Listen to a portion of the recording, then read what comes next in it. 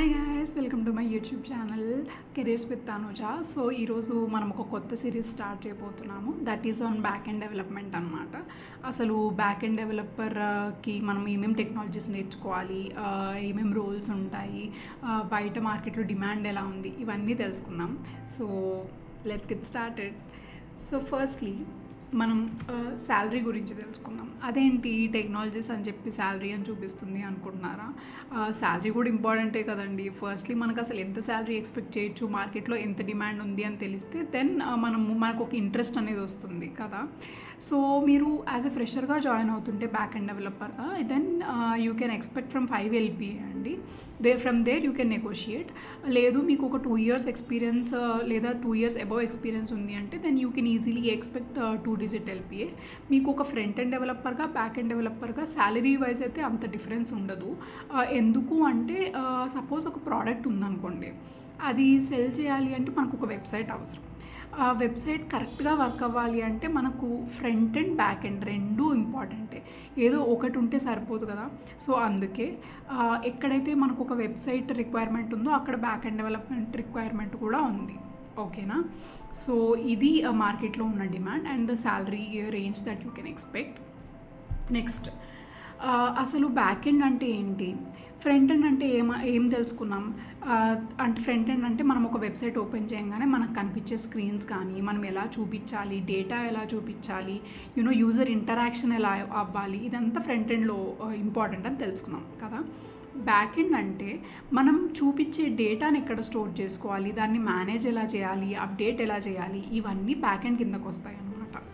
Okay. So సింపుల్గా back end developer is a person who stores and updates data అనమాట.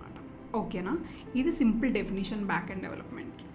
Next, suppose మీరు మీ ఇంట్లో కూర్చొని Amazon.in వెబ్సైట్కి ఓపెన్ చేశారనుకోండి, లాగిన్ అయ్యారు. దెన్ మీకు కనిపించే డేటా కానీ, మీ హిస్టరీ కానీ, మీ ఆర్డర్స్ కానీ, మీ అడ్రస్ కానీ, ఈ ఇన్ఫర్మేషన్ అంతా ఎక్కడో ఒకటి స్టోర్ అయ్యి ఉండాలి కదా. మీరు లాగిన్ అయిన తర్వాత ఆ ఇన్ఫర్మేషన్ అంతా మీకు చూపించాలి అంటే ఎలా? సో మీరు ఒక వెబ్సైట్కి లాగిన్ అవ్వగానే ఆ వెబ్సైట్ సర్వర్కి ఒక మెసేజ్ వెళ్తుంది. సర్వర్ అంటే ఏంటో కాదండి, server is also a system అనమాట. కాకపోతే మనం మన సిస్టమ్ని, ఏ సిస్టమ్ నుంచి అయితే ఒక ఆర్డర్ ప్లేస్ చేస్తున్నాము లేదా ఒక ఇన్ఫర్మేషన్ అడుగుతున్నాము, మన సిస్టమ్ నుంచి ఆ కంపెనీ సిస్టమ్కి ఒక మెసేజ్ వెళ్తుంది. So and so user login అయ్యాడు, ఆ యూజర్ ఈ ఆర్డర్ ప్లేస్ చేశాడు, ఆ యూజర్ డీటెయిల్స్ కావాలి అని ఒక మెసేజ్ వెళ్తుంది ఆ పర్టికులర్ సర్వర్కి. ఇక్కడ క్లయింట్ అంటే మనము, సర్వర్ అంటే అమెజాన్ సిస్టమ్ అన్నమాట. ఓకేనా. ఇలా అర్థం చేసుకున్నాం. సో నెక్స్ట్ ఏంటి, మనము ఎలా నేర్చుకోవాలి అంటే దీన్ని బ్యాక్ ఎండ్ డెవలప్మెంట్ మొత్తాన్ని నేను ఒక 2 parts కింద డివైడ్ చేశానండి. ఓకేనా. సో ఫస్ట్లీ మనం ఇందాక ఏం చూసాము, మనం లాగిన్ అయిన తర్వాత మనల్ని క్లయింట్ అంటారు. సపోజ్ ఆ అమెజాన్ సిస్టమ్ని సర్వర్ అంటారు అని తెలుసుకుందాం. ఓకేనా. ఒక కమ్యూనికేషన్ అనేది జరగాలి కదండి. మనం పంపించే ఇన్ఫర్మేషన్ వెళ్ళాలి, అక్కడి నుంచి ఒక ఇన్ఫర్మేషన్ రావాలి. సో ఆ కమ్యూనికేషన్ ఎస్టాబ్లిష్ అవ్వడానికి మనం కొన్ని లాంగ్వేజెస్ నేర్చుకోవాలి.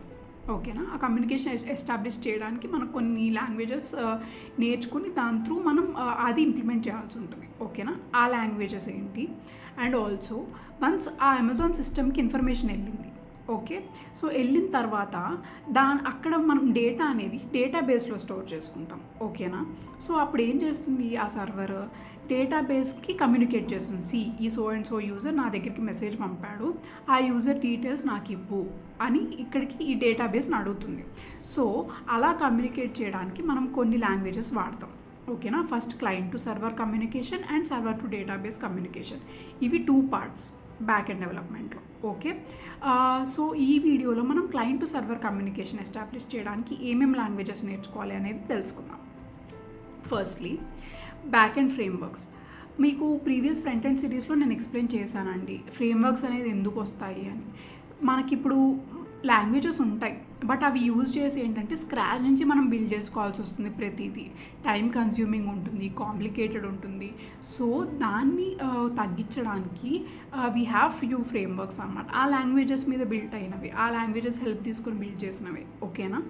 సో ఇవి back end languages, technologies that you need to learn అనమాట. సో ఇక్కడ లెఫ్ట్ సైడ్లో ఉన్నవి మీకు లాంగ్వేజెస్, బ్రాకెట్స్లో ఉన్నవి వాటి ఫ్రేమ్వర్క్స్ అనమాట.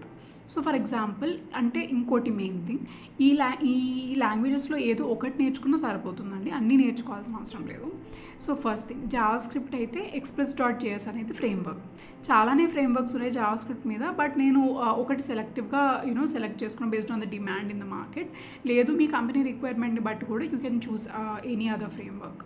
పైథాన్కేమో జాంగో ఇంకా ఫ్లాస్క్, జావాకేమో స్ప్రింగ్ అనేది ఫ్రేమ్వర్క్, రూబీకేమో Ruby on Rails and PHP. ఈ లాంగ్వేజెస్లో ఏది నేర్చుకున్నా సరిపోతుంది. First you start with a single framework, then you can explore others. First మీకు ఆ కాన్సెప్ట్ అనేది ఆ స్ట్రక్చర్ అనేది అలవాటైతే వేరేది ఏదైనా ఈజీగా నేర్చుకోవచ్చు. మీరు ఏదైనా ఒక 1-2 మంత్స్లో మీకు మినిమం బేసిక్స్ వచ్చేసాయి అంటే then you can do your own projects కానీ లేకపోతే డేటా మేనేజ్మెంట్ సిస్టమ్ కానీ మీరు బిల్డ్ చేసుకుంటూ you can improve yourself అనమాట. సో ఈ వీడియోలో మనం ఏమేమి నేర్చుకున్నాము అంటే బ్యాక్ ఎండ్ డెవలపర్ అంటే ఎవరు, క్లయింట్ అంటే ఏంటి, సర్వర్ అంటే ఏంటి, డేటాబేస్ అంటే ఏంటి, సో ఇవన్నీ నేర్చుకున్నాం కదా. నెక్స్ట్ వీడియోలో మనం క్లయింట్ నుంచి సర్వర్కి కమ్యూనికేట్ చేయడానికి లాంగ్వేజెస్ ఇవి అని తెలుసుకున్నాం. నెక్స్ట్ వీడియోలో మనం సర్వర్ టు డేటాబేస్ కమ్యూనికేట్ చేయడానికి ఏమేమి లాంగ్వేజెస్ కావాలి అనేది తెలుసుకున్నాం. ఓకేనా? ఇంకా బ్యాకెండ్లో ఏమైనా టూల్స్ కావాలా, లేకపోతే ఎంత టైం పడుతుంది ఇదంతా నేర్చుకోవడానికి, ఇవన్నీ మనం నెక్స్ట్ వీడియోలో డిస్కస్ చేద్దాం. Until then like, share and subscribe to my channel. Thank you.